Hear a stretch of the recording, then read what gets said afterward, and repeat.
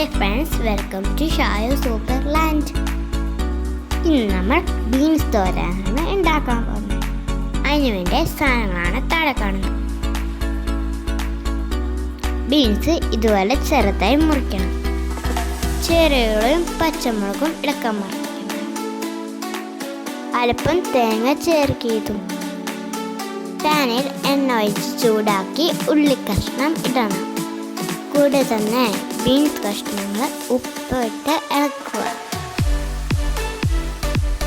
പകുതി വന്ന് കഴിയുമ്പം തേങ്ങയിട്ട് mix ചെയ്തണം.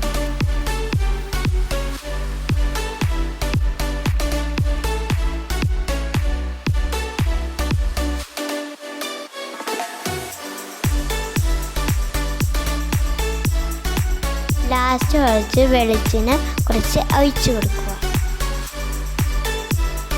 Yes, the thoran is ready. നിങ്ങൾക്ക് ബീൻസ് തോരൻ ഇഷ്ടമാണോ? If you like, comment down. Thanks for watching. Bye bye.